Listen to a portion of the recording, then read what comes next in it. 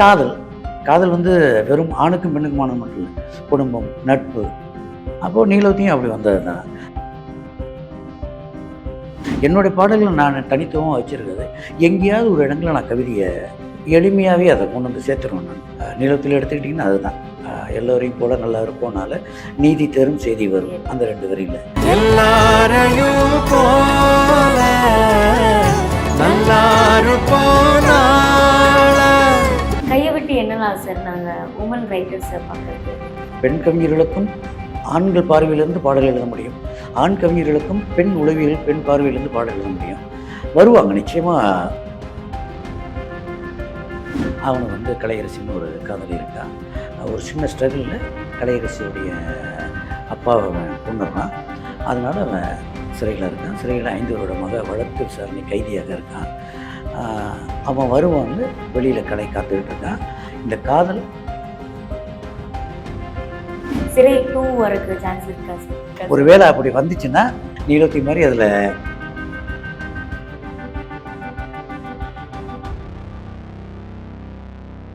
நீங்கள் சொன்ன மாதிரி வந்துட்டு ஒவ்வொரு வரிகளும் அந்தந்த நேரத்துக்கு தகுந்த மாதிரி தான் மாறுது அப்படின்னீங்க. இப்போ வாலி சார் ஆகட்டும், கண்ணதாசன் சார் ஆகட்டும், அவங்களோட வரிகள் எல்லாமே ஒருத்தவங்களோட எமோஷனலையும் அவங்களோட எமோஷனும் கலந்து கொடுத்த வரிகள் மாதிரி தான் இருக்கும். அதே மாதிரி பார்த்தோம்னா நிறைய கவிஞரோட இதுக்கு தனித்துவமாக இருக்கும். நம்ம நிறையவே சொல்லலாம், நிறைய கவிஞரோட வரிகள் நம்ம நிச்சயமா கேட்டிருக்கோம். சாரங்கி சாரோட வரிகள்ல எந்த விஷயம் அதிகமாக கலந்துருக்கும் சார்? காதலா, அரசியலா, சமூகமா, இல்லை சாரதி சாரோட எமோஷனல் அதிகமாக கலந்துருக்குமா சார்? நிச்சயமாக நீங்கள் சொன்ன எல்லாமே கலந்துருக்கும். என்னுடைய எமோஷனலும் இருக்கும், அரசியலும் இருக்கும். அதுதான் நீங்கள் படைச்ச சாமி கேட்காததையும் படித்த சாமி கேட்டது அப்படிங்கிறது. நம்மளுடைய நம்ம அதை தானே கற்றுக்கிட்டு வரோம். இங்கேருந்து நாம் கற்றுக்கலனாலும் இந்த சமூகம் நம்ம கற்றுக் கொடுத்துட்டு தான் இருக்குது. இப்போ நான் இங்கே வந்திருக்கேன், உங்கள்கிட்ட பேசிகிட்டு இருக்கேன். உங்கள்கிட்ட சில விஷயங்கள் நான் எனக்கு கற்றுக்கக்கூடிய அந்த ஆற்றல் இருந்தால் நான் கற்றுட்டு போவேன்.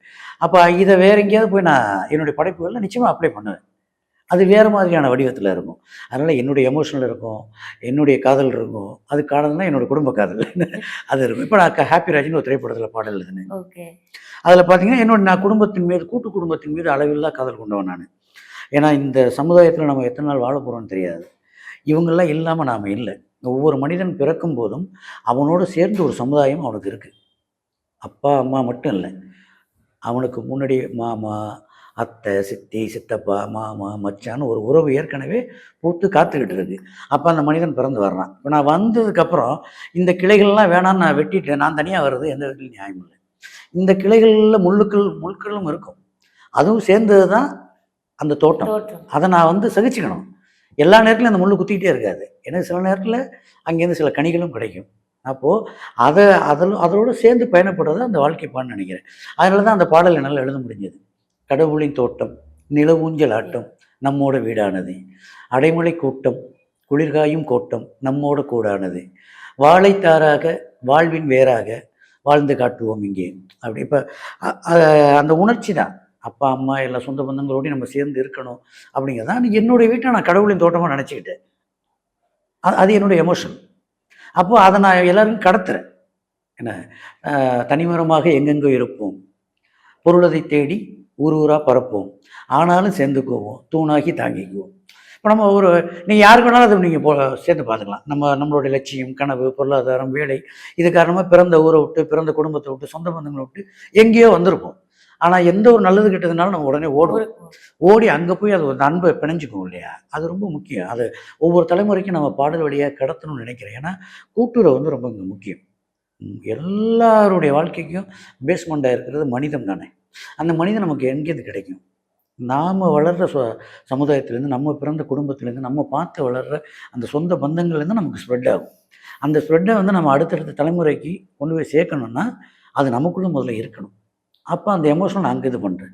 காதல் வெறும் ஆணுக்கும் பெண்ணுக்குமானது மட்டும் இல்லை, குடும்பம், நட்பு. அப்போது நீலவதியும் அப்படி வந்தது தான். காற்றோடு பட்டம் போல் அந்த எமோஷனல் தான். அதில் பார்த்தீங்கன்னா நீரிலே பூத்தாலும் பூக்களின் வாசங்கள் தண்ணியிடம் சேருவதில்லை அப்படின்னு எழுதிருப்போம்.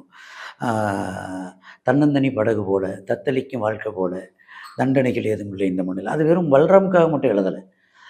என்ன மாதிரி எத்தனையோ பேர் தனிமையில், இப்போ நான் பாடல் வரும்போது பல நேரங்கள் தனிமையில் இருந்திருக்கேன். தோணும், இப்போ நம்ம அந்த நேரத்தில் ஊரில் வந்து ஒரு நல்ல விசேஷம் கூட நடக்கும். அப்பா, அம்மா, தம்பி, தங்கச்சிங்கலாம் இந்த நேரத்தில் நம்ம மாமா மச்சாங்களோட ஜாலியாக இருப்பாங்களே, இந்நேரம் சாப்பிட்ருப்பாங்களே, இந்நேரம் அந்த ஒரு ஃபோட்டோ ஷூட் நடத்திக்கிட்டு இருப்பாங்களே, நம்ம அங்கே இருக்கோமே, ச்சே இது நமக்கு தேவையா? ஊருக்கு போயிடலாமான்னு தோணும். அப்போது அந்த வலி ஒன்று இருக்குல்ல, அந்த நான் தனியா பட்ட அந்த அந்த வலி தான் இப்போ அது பல்ராம் மூலமா வெளிப்பட்டது. ஆனா அந்த வலி தான் இன்னைக்கு நமக்கு வந்து வாழ்க்கையா அமைஞ்சிருக்கு. அது வேற விஷயம். ஆனா அந்த அனுபவத்த நம்ம கொண்டு வந்து குடுக்குற காலம்னு ஒண்ணு இருக்குல்ல, அந்த காலம் படைப்புகள்ல நீங்க சொன்ன மாரி எமோஷனலா வெளிப்படும், அரசியலா வெளிப்படும், காதலா வெளிப்படும். என்னுடைய பாடல்கள் நான் தனித்துவமா வச்சிருக்கிறது, எங்கேயாவது ஒரு இடங்கள்ல நான் கவிதைய எளிமையாவே அத கொண்டு வந்து சேர்த்துருவேன் நான். இப்ப நிலத்துல எடுத்துக்கிட்டீங்கன்னா அதுதான். அ எல்லோரையும் போல நல்லா இருப்போம்னால, நீதி தரும் செய்தி வரும். சரி. அந்த 2 வரியில. அயோத்தியில பார்த்தீங்கன்னா, நான் ஏற்கனவே சொன்ன மாதிரி, அ "நீரிலே பூத்தாலும் பூக்களின் வாசங்கள் தண்ணியிடம் சேருவதில்லையே." அதிலே இன்னொரு பாடல் இருக்கும். ம். அ "மதம் மனம் அன்பில் பூக்கும்போது, மதம் தெய்வம் அங்கே ஏது?" அப்படின்னு. ஓஷாவுல பார்த்தீங்கன்னா, ஆ "முதல் தூறல் அது காயவே 100 கோடி ஜென்மமாகுமே, மறுதூறல் மதியானமே இது நியாயமான்னு எழுதியிருப்பேன்." என்னோட விளையாடுன ஒரு திரைப்படத்துல, "ஒரே பூமி இதன் மேலே, ஒரே தேடல் நமக்கெல்லாம் இல்லையே" அப்படின்னு ஒரு இடத்துல போஸ்ட் பண்ணியிருப்பேன். அந்த மாரி எங்க இடம் கிடைக்குதோ, ஒரு டியூனுக்குள்ள நம்மளால முடிஞ்ச இடம், கவிதையா சொல்ற இடம் எங்கேயாவது இருக்கான்னு பார்ப்பேன். அது அமைஞ்சிடுச்சுன்னா, அதுல எல்லாருக்கும் புரியிற மாதிரியான ஒரு விஷயம். அதாவது நான் கையில ஒரு கையேடு வச்சுட்டு, செய்யுள் வச்சு இதுக்கு என்ன விளக்கம்ன்னு பார்க்கக்கூடாது. எளிமையா புரிஞ்சிரணும். அதே நேரத்தில அது புதுசாவும் இருக்கணும். அப்படிங்கிற மாதிரி ஒரு ஒரு தடயத்த பதிவு பண்ணிட்டு வருவோமேன்னு ட்ரை பண்ணிட்டு இருக்கேன். அது இயக்குனர்கள் ஆதரவு குடுக்குற வரைக்கும் அது நடக்கும். சார் அப்ப நீங்க வந்துட்டு நெறைய ரைட்டர்ஸ் வந்து உருவாகிட்டே தான் இருக்காங்க அப்டின்னாங்க. ஆனா, அப்ப இருந்து இப்ப வரைக்கும் நாங்க கைய விட்டு எண்ணலாம் சார் நாங்க வுமன் ரைட்டர்ஸ பார்க்கறது வந்து. ரைட்டர்ஸ் அப்படிங்கிறது வந்து ஏன் வுமன் ரைட்டர்ஸ் இப்போ வந்து தமிழ் சினிமால வந்து ரொம்ப குறைவா இருக்காங்க அப்படிங்கிறது ஃபீல் பண்றோம்.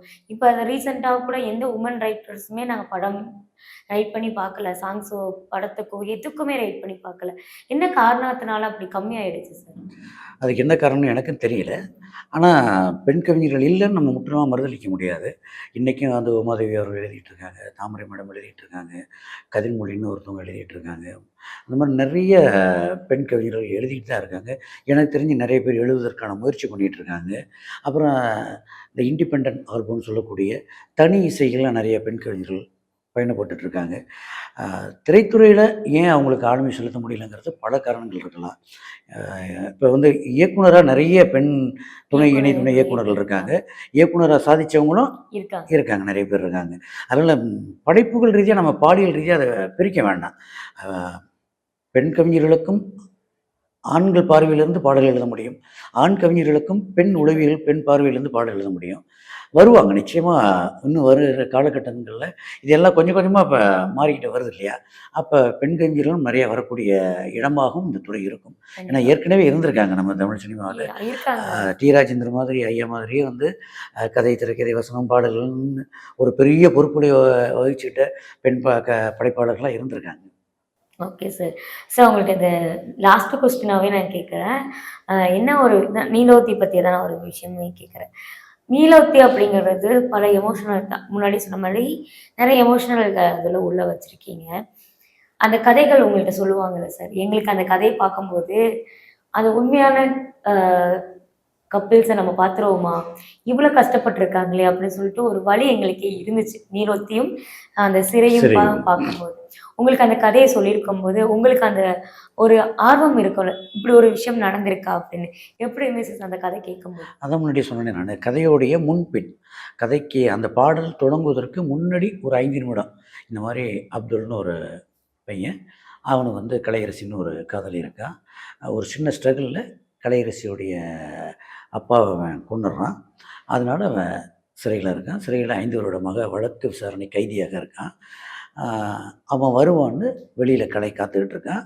அவளுக்கு திருமணம் செய்வதற்கு அவங்க மாமா வந்து தொடர்ந்து முயற்சி பண்ணிக்கிட்டே இருக்காரு. ஆனாலும் அப்துல்ல தான் அவ கல்யாணம் பண்ணிக்கணும்னு அவ போராடிட்டு இருக்கா. எப்போ வருவாங்கன்னு தெரியாது. இந்த காதல் 2 பேரையும் ஒன்று சேர்த்துரும்னு நம்பிக்கையோட அவங்க இருக்காங்க. இந்த நேரத்தில கதிரவன் ஒருத்தரு அவன்ட்ட "ஏன்டா நீ இவ்வளோ நாள் இப்படி இருக்க? என்ன விஷயம்ன்னு?" கேட்கும்போது தான் அவன் தன்னுடைய கதைய சொல்றான். அப்ப அவரு தன்னால ஆன தன்னுடைய அதிகாரத்த முக்கியமா அ இயக்குனர் பதிவு பண்ண நினைச்ச விஷயத்த நான் இங்க சொல்றேன். ஒவ்வொரு மனிதருக்கும் ஒவ்வொரு அதிகாரம் இருக்குன்னு சொல்கிறாங்க இல்லையா, உண்மைதான் அது. ஆதார் கார்டு அட்டை மாதிரி தான் சாதாரண மனிதனின் அதிகாரம் அப்படிம்பாங்க இல்லையா. அந்த மாதிரி அந்த காவல் அதிகாரிக்கு இருக்கக்கூடிய அதிகாரத்தை பயன்படுத்தி அவங்களுக்கு ஒரு வாழ்க்கை உண்டு பண்ணிடுறாரு. இதுக்கப்புறம் கதை நமக்கு தெரிவிக்கப்படலை. இவ்வளோ தூரம் தான் கதை சொன்னது. இந்த நீதிபதி உள்ளே போகிறாங்க, தன்னுடைய கதையை சொல்லி தனக்கு ஒரு நியாயம் கேட்குறான். அவர் என்ன சொன்னார்னே தெரியாது. வெளியில் வர்றான். வந்ததும் கதிரை கட்டி பிடிச்சிக்கிட்டு அழுகிறான், நன்றி சொல்கிறான். இங்கிருந்து பாடல் ஆரம்பிக்குது அப்படின்னார். அப்போ பொதுத்தன்மையாக இருக்கணும், நேர்மறை எண்ணங்களோடு இருக்கணும் அப்படின்னு. இப்போ எனக்குமே அந்த நீங்கள் சொன்ன மாதிரி இந்த மனிதர்கள் யாராக இருப்பாங்க அப்படின்னது. ஒரு நாள் படம்லாம் ஷூட்டிங்லாம் முடிச்சுட்டு வந்து அந்த ஒரு சின்ன போர்ஷன் கோயிலுக்குள்ளே வருவாங்க இல்லையா, கோயிலுக்குள்ளே வந்து அந்த குங்குமம் வச்சு விடுவா, பஸ்ஸில் ஏறி வருவாங்க, அந்த ஷாட்டை மட்டும் போட்டு காமிச்சார். ஃபஸ்ட்டு நான் சொன்ன முதல் வார்த்தை, சார் இந்த பையனும் பொண்ணும் அவ்வளோ அருமையாக இருக்காங்க, கதையில் நீங்கள் சொல்லும்போது எனக்கு ஏற்பட்ட அந்த கேரக்டர் அப்படியே பார்த்த மாதிரி இருக்குது, இன்னும் சொல்லப்போனால் ரொம்ப வெள்ளந்தியாக இருக்காங்க, இவங்களை எல்லாருக்கும் பிடிக்கும் சார் அப்படின்னு. நான் இதை தயாரிப்பாளர் பையன் அப்படின்லாம் நான் எந்த விதமான ஏதாவது காக்கா பிடிக்கணும் அந்த மாதிரி இனத்துலலாம் சொல்லுவேன்.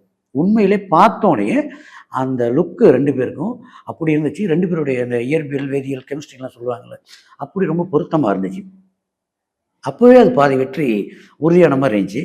அந்த பாடல் வெளியில் வந்த பிறகு அது எல்லாருக்கும் அவங்களுடைய அந்த வெள்ளந்தியான அந்த முகம், சிரிப்பு, அந்த வாழ்வியல், அந்த பாடல், இசை, கதை எல்லாம் சேர்ந்து பிடிச்சிடுச்சு.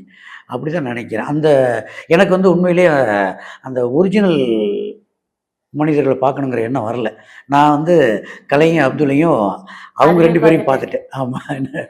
நிறைய பேருக்கு கலை அப்துல் அப்படிங்கிற ஒரு கதாபாத்திரம் அடுத்து நேரில் பார்த்தா அவங்கள்ட்ட அந்த வாழ்க்கை பயணம் முடிவடைந்ததா அப்படிங்கிற ஒரு எக்ஸ்பெக்டேஷன் இருக்குல்ல, அது இருக்குன்னு எங்களுக்கும் ஆசையாக இருக்குது. கண்டிப்பாக அவங்க நல்லா இருப்பாங்க, நாமளும் நம்புவோம். ஏன்னா இயக்குனருமே அதான் சொல்லியிருந்தாங்க. அந்த கதையை எழுதின தமிழ் சாரும் அதான் சொல்லியிருந்தாங்க. என்னைக்காவது வந்து நாங்கள் சந்தித்தா அவங்கள பார்க்குறதுக்கு சந்தோஷமாக இருக்கும், அல்லது இந்த கதையை கேட்டுட்டு நீங்கள் எங்களை வந்து சந்திக்கிறதுக்கு வரனாலும் சொல்லுங்கள், சந்திப்போங்கிற மாதிரிலாம் இயக்குனர் பேட்டியெல்லாம் கொடுத்துருந்தார். ஒரு அறத்தோடு சொல்லியிருந்தார். அது நிறைய பேர் அது கேட்டிருக்கிறதுக்கு வாய்ப்பு இருக்குது. ஆனால் எனக்கு வந்து அப்துல்லையும் கலையும் பார்த்து திருப்தி எனக்கு அந்த ஃபிலிம்லேயே கிடச்சிருச்சு எனக்கு. ஏன்னா அவங்க நல்லா இருக்கணுங்கிறது தான் நம்மளுடைய எண்ணமும். நிறைய பேர் உண்மையிலே அந்த அந்த ஆக்சிடெண்ட்டுக்கு முடிஞ்சதுக்குமே ஸ்ட்ரக் ஆகிட்டாங்க. ஆமாம் சார். ஐயோ இவ்வளோ தூரம் கஷ்டப்பட்டு இவ்வளோ தூரம் போராடி இப்படி பண்ணிட்டீங்களே அப்படி தேட்டரே அவ்வளோ சைலண்ட் ஆகிடுச்சு. அப்போ எல்லாருக்குள்ளேயும் அவங்க வாழ்ந்துட்டாங்க. சேர்ந்துட மாட்டேன். நம்ம எல்லாம் ஆசையாக தானாங்க நல்லா இருக்கணுங்கிறது தாங்க எல்லாருக்குமே. என்ன வேணாலும் நடக்கலாம் இடையில வாழ்க்கையில். ஆனால் அல்டிமேட்டாக நம்மளோட எண்ணங்கள் என்ன, நல்லா இருக்கணும். அதுதான் எல்லாம். அந்த படம் பார்த்த அத்தனை ஆடியன்ஸும் நீங்களும் அதான் விரும்பியிருப்பீங்க. படம் பார்த்து இவங்க 2 பேரும் சேர்ந்துடணும். அவங்க என்ன நமக்கு மச்சானா மாமனா கிடையாது. ஆனால் கதை வழியாக நம்மக்கிட்ட வரும்போது நம்ம சொந்த அண்ணனாவோ அக்காவோ நண்பனாவோ நண்பியாவோ நம்ம அவங்கள வந்து உள்ளே வரிஞ்சிக்கிறோம். அப்போ அவங்களுடைய அன்பு பிடிச்சிது நமக்கு, அந்த வாழ்க்கை நமக்கு பிடிச்சிருது. இவங்க சேர்ந்தா நல்லா இருக்குமே நினைக்கிறோம். அது என்னன்னா நம்மளும் அப்படி இருக்கணும்னு நினைக்கிறது தான். கண்டிப்பாக சார். இதை நீங்கள் சொன்ன மாதிரி தான் நிறைய தாக்கத்தை அந்த படம் கொடுத்துச்சு. சிறை 2 வரக்கு சான்ஸ் இருக்கா சார்? அது இயக்குனர்கிட்ட தான் கேட்கணும்.